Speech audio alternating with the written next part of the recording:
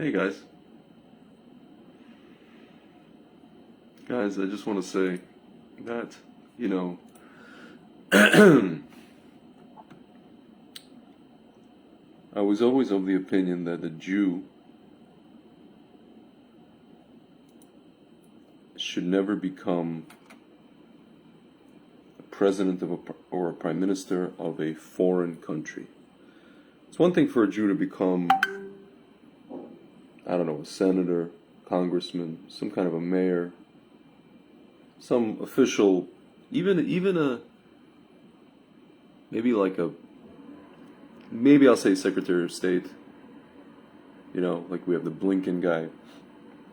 Blinken, I can see, I can't see. You guys know the reference. But it's very, very bad for a Jew to become the president or the prime minister of a country that is not Jewish. And guys, you know, let's read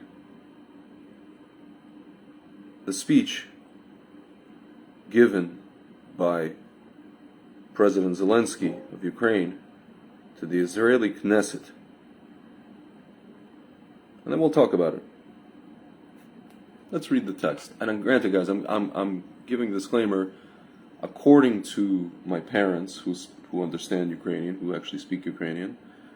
This is not necessarily the translation, whatever it is, but I just want to read to you guys the English anyways, because at the end of the day, the English was transcribed by and translated by Haaretz, who are pro-Ukraine, pro-Zelensky, and let's read it. I'm going to save you guys the formalities of the speech. You know, dear Mr. Speaker, whatever. Okay, guys, you understand that this guy is Jewish. The president of Ukraine is a Jew. He's a fully, by blood and halakhically a Jew. He's married to a non-Jewish woman, but he's a Jew. Okay, just so we understand that. The Ukrainian and Jewish communities have always been, and I am sure will be, very intertwined, very close. They will always live side by side, and they will feel both joy and pain together. I don't know if he's talking about the fact that there's a ton of Ukrainians in Israel. I don't know what he's talking about. I don't know if he's talking about the history. I don't know what he's referring to. This is just a very vague statement to make. Okay. That is why I want to remind you of the words of a great woman from Kiev, whom you know very well. The words of Golda Meir. She is from Kiev, yes. She moved to Milwaukee, Wisconsin, and then she became the Prime Minister of Israel. They are very famous. Everyone has heard of them. Apparently every Jew. Many Ukrainians as well. Doubtful. And certainly no less Russians. We intend to remain alive. Our neighbors want to see us dead. This is not a question that leaves much room for compromise. I don't need to convince you how intertwined our stories are. Stories of Ukrainians and Jews, in the past and now, in this terrible time. We are in different countries, and in completely different conditions, but the thread is the same. Not really, but okay. For both us and you, the total destruction of the people, the state, and the culture, and even of the names, Ukraine, Israel. I want you to feel it all. I want you to think about this date, about February 24th, about the beginning of this invasion, Russia's invasion of Ukraine, February 24th. This day has twice gone down in history, and both times is a tragedy for Ukrainians, for Jews, for Europe, for the world. On February 24th, 1920, the National Socialist Workers' Party of Germany was founded. See, here's the thing, guys. When the Nazi Party was founded in 1920, nobody thought of the Nazi Party as anything. Nobody paid attention to them. They thought they were clowns. These people won, I think the first time they didn't even win any seats in the German parliament, and I think the first time they even got in, it was like 1%. It's kind of like what Svoboda Party is today in Ukrainian parliament, 5%. And if they're not careful, they may be the majority. But let's go on. A party that took millions of lives, like 20 years later. And the people that were warning their friends, by the way, for those previous 20 years, that these guys are going to kill everybody, all the Jews. Oh, you're crazy. What are you talking about? See, this guy is speaking from hindsight is 2020. That's what he's speaking from. He's speaking from a historical perspective now that he could see it 100 years later. Oh yeah, I mean, everybody could see that. That's a horrible tragedy. At the time that it was happened, nobody cared. Okay? Destroyed entire countries, tried to kill nations. They didn't try to kill nations in the 1920s. They were just doing their thing politically, and they were trying to get power. 102 years later, on February 24th, a criminal order was issued to launch a full-scale Russian invasion of Ukraine. See, if he would have said, in February of such and such year, Hitler invaded, which he didn't, it was September something, then it would have been an interesting, relevant, and kind of congruent comparison. But it's not. It wasn't. He just tried to somehow fit a square peg in a round hole with dates. He tried to play with dates. Okay. The invasion, which has claimed thousands of lives, has left millions homeless, made them exiles on their land and in neighboring countries in Poland, Slovakia, Romania, Germany, Czech, and Baltic states, different countries. Our people are now scattered all over the world. They are looking for security. They're looking for a way to stay in peace, as you once searched. See, now he's playing on the, as you. What do you mean by you? You're a Jew too. You were walking with us in, the desert, and you were in Har Sinai with us. I hope, supposedly, allegedly. What do you mean, as you? What? He does. I don't understand. I really don't. Is he a Jew? What is this guy?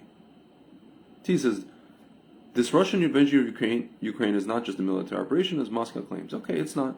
This is large-scale and treacherous war aimed at destroying our people, destroying our children, our families, our state, our cities, our communities, our culture, everything that makes Ukrainians Ukrainians. Everything that Russian troops are now destroying deliberately in front of the whole world. Again, ladies and gentlemen, with this statement, he basically is saying, I'm not a Jew, I'm a Ukrainian. He's considering being a Jew as a religion. There's Jews who live in Israel, and there's Jews who live in Ukraine, and I don't know. Okay? That is why I have the right to this parallel. I have the right. I don't know, again, maybe it's a mistranslation, but I have the right to this parallel and to this comparison. Our history and your history, our war for survival in World War II. Listen to what the Kremlin say. Okay, now he's talking about, how the Kremlin is saying they're going to destroy. Yeah, I said, when the Nazi Party raided Europe and wanted to destroy everything, destroy everyone, wanted to conquer the nations, leave nothing from us, nothing from you, even the name and the trace, they call it the final solution to the Jewish issue. You remember that, and I'm sure you'll never forget. But listen to what is sounding now in Moscow. Hear how those words are said again. Final solution, but already in relation, so to speak, to us, to the Ukrainian issue. Yeah, there's like two crazy guys, Zhirinovsky and a couple other guys talking about that. It sounded openly. This is the tragedy. Once again, it was said at a meeting in Moscow. It is available on official websites. This was quoted in the state media of Russia. Moscow said so. Without the war against us, they would not be able to ensure its final solution, allegedly for their own security, just like it was said 80 years ago. Oh, now he's going into 80 years ago. First he went to 105 years ago, now he's going to 80 years ago. Buddy, people of Israel, you saw Russian missiles hit Kiev, Baba Yar. You know what kind of land it is? More than 100,000 Holocaust victims are buried there. There are ancient Kiev cemeteries. There's a Jewish cemetery, Russian missiles hit there. It makes you wonder, why would missiles go towards Baba Yar? It's an empty area, unless it wasn't. Unless maybe you put munitions there, and Russia was targeting your munitions. And why would you put munitions next to Baba Yar? That's a little weird. On the first day of this war, Russian projectiles hit our city of Uman. Okay. Yeah, once again, why would you put stuff near Uman? I don't know that Putin would hit graves of tzaddikim. I don't know that he would do that. A city visited by tens of thousands of Israelis every year. No, not just Israelis. It's visited by a bunch of Jews from all over the world, including Israelis. Buddy, Israel's the home of the Jewish people, of the nation called the Jews. You are part of that nation. You're not part of Ukraine. You're not a Ukrainian. Ten Ukrainians, blin. Ivreychik. For a pilgrimage to the tomb of Nachman of Breslov, what will be left of all such places in Ukraine after this terrible war? I am sure that every word of my address echoes with pain in your hearts. because you feel what I'm talking about. But can you explain why we still turn to the whole world, to many countries for help? We ask for your help, even for basic visas. Oh, now you want visas. What is it? Indifference, premeditation, or mediation without choosing a party? So he's accusing others of premeditation. His advisor, who in 2019 said there will need to be a war for NATO to care about us, and they asked him when, he said 2022, this guy's talking about premeditation. I will leave you a choice to answer to this question. I will know only one thing: indifference kills. It sounds like a person who's interrogating somebody, and he leaves the room and he tells the criminal, I'm going to leave you a choice to answer this question. When I get back, you better have an answer to my question. Premeditation is often erroneous, and mediation can be between states, but not between good and evil. So he's basically saying, Bennett, I want you to take a side. I really want you to take a side. Maybe Bennett sees that it's not so simple here to just take a side, right? Everyone in Israel knows that your missile defense, now he's playing the card of, your missile defense is the best. It is powerful. Everyone knows that your weapon is strong. Everyone knows you're doing great. You know how to defend your state and interests of your people. And you can definitely help us protect our lives, the lives of Ukrainians, the lives of Ukrainian Jews. Ladies and gentlemen, has Ukraine ever sent, if anybody ever sent anything to Israel over the years, it's probably been the Czechs. I never saw Ukraine send anything to anybody ever. To us, much less to us. One can keep asking why we can't get weapons from you, or why Israel has not imposed strong sanctions against Russia. Why it doesn't put pressure on Russian business. But it is up to you, dear brothers and sisters, to choose the answer. Ladies and gentlemen, again, I don't know if this is a mistranslation. See, it says, you will have to live with this answer, people of Israel. Ukrainians have made their choice. 80 years ago, they rescued Jews. That is why the righteous among the nations among us. Yeah, there were a few thousand righteous among the nations in Ukraine at that time, ladies and gentlemen. But I'll tell you something. My grandmother, as a child, she came back from evacuation in Uzbekistan to her house with the family in Kiev, just outside of Kiev. And there were Ukrainians standing there with axes saying, oh, this is your house? They say, yeah, it's our house. Okay, try to take back your house. And so they left and they went to Lvov. Same thing goes for the Ukrainian polizai that killed my grandfather's first wife, and his pregnant first wife, and my great-grandfather in Berdichev. And my grandfather came back to Berdichev and took his pistol, officer's pistol, and he shot the guy without judge or jury. Okay, ladies and gentlemen, yeah, there were righteous in the nations, but there were also people who were running ahead of the Nazis to liquidate us. And the Nazis had to come, and all the Nazis did there was at least train those people to do it in an organized way. So this guy's omitting a little bit of the history that actually went against his own family as well. See, people of Israel, you now have such a choice. Thank you for everything. My friends, this person, I'm going to give him the benefit of the doubt and say that he considers himself, this is the benefit of the doubt, he considers himself 80% Ukrainian and 20% Jewish. And I don't even know what constitutes in his mind and in his heart being Jewish. For sure, it doesn't constitute needing to marry a Jewish woman. This is a person, he's an actor, he's a famous actor. He's not short on cash. He probably, if anybody, would have had the best chance to meet a Jewish girl. If you want to go in that discussion, it would be this guy. He should have had no problem, absolutely no problem marrying a Jewish woman. But again, I'm not going to even get into that discussion, okay? That's kind of you can say that's a blow maybe, I don't know. But ladies and gentlemen, from reading this speech, it sounds to me that this guy, basically, if there was ever a way to disconnect from your people, your nation, while at the same time talking at your nation, lecturing at your nation, what they should do for the nation that you are now claiming to be a part of, which is not even your nation, which are people who actually did horrible things to your nation, this would be like the prototypical image of that. Ladies and gentlemen, I mean, dear Lord, at best, he's just a Jewish schnorrer walking around weddings pandering for money. Ladies and gentlemen, I said it before and I'm going to say it again. This proves beyond a shadow of a doubt that the nations, while they do all kinds of, posturing in the media and virtue signaling and social media, nice little flags, nobody ultimately, the nations, these governments don't care about Ukraine. They do not. Whatever they are giving to Ukraine, it's so that it's their fight against Russia. And it was even said by this guy, this advisor, who spoke in 2019. He said, it's NATO's war against Russia, and they're going to use Ukraine. He said, we have to go to war with Russia. He said that.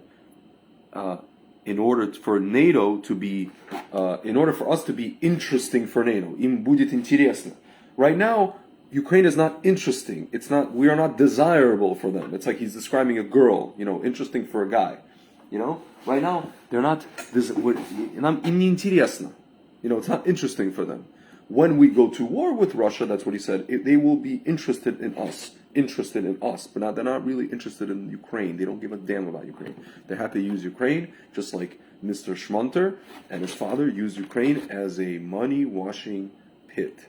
That's what they all use Ukraine for. And now you have this poor little Yevreychik, little Jewish guy, running around like a Hasidic schnorrer at every wedding, pandering for, in Russian we say bablo, for cash, for handouts. Ladies and gentlemen, it's so sad. It's so sad. It's so sad to watch. And now, I have friends telling me, well, what is he supposed to do? This, he's the president of Ukraine. He can't just say that he's this and that. And I said, this is precisely why a Jew should never become the president of a country that isn't Israel, or a country of a non-Jewish country. Ladies and gentlemen, back in the day, I had these very, very snide people, leftists, asking me, hey, Greg, if America and Israel got into a war, who would you fight for? Which army would you fight for? And I said, well, I'm going to give you two-part answer. The first part of the first answer is, you're basically asking me to divide by 0. It's a nonsensical question. But if I must answer you, in which case I probably fight for Israel. Automatically, ladies and gentlemen, you know what they called me? They called me a traitor. They said, how could you, a country that's given you everything, that you live in America, this and that and the other, how can you take up arms against a country that gave you everything? I'm like, ladies and gentlemen. So then I had to go into caveats. Well, it would probably be if some sort of anti-Israel president took over, and if the populace went, anti-Semitism became rampant. This is 2005, I said this. If anti-Semitism became so rampant in America that it became a thing of like existential threat for me in America as a Jew, and then I would say, now America is officially the enemy of the Jews and of Israel, so I would take up arms against Israel, and it is what it is, and things change, and I got into this whole story which they thought was at that time thought was absurd. I said, well, you're telling me something that would never happen, and I'm telling you something. You're giving me a hypothetical, I'm going to give you hypotheticals. But they wouldn't accept my hypothetical. For them, it was just, it doesn't matter. Who are you going to fight for? It doesn't matter if 99% of Americans would hate Jews. If you fight for Israel, you're a traitor. Ladies and gentlemen, you're a traitor. That's what they called me. And ladies and gentlemen, now Zelensky has to toe the line. Now he has to toe the line. Now he has no choice. As a friend of mine put it, he has to present himself as 110% Ukrainian.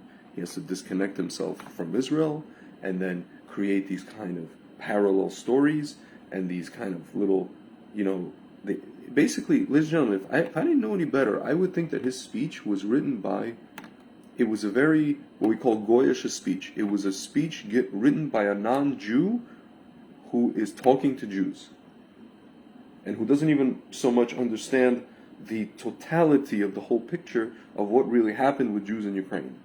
And at best, it's like a PR blunder, ladies and gentlemen. It's a PR blunder for Zelensky. And my friends, there's a lot of people in Israel, not even necessarily pro-Putin people, who are very, very upset at this speech. A guy who, again, basically disconnects himself from his own people but yet talks at the people from whom he is disconnecting. The chutzpah, the only a Jew can have such a chutzpah. You know, this is the irony of the whole thing. This is, Hashem has a sense of humor. Hashem understands comedy, right? The absurdity of the whole thing, my friends.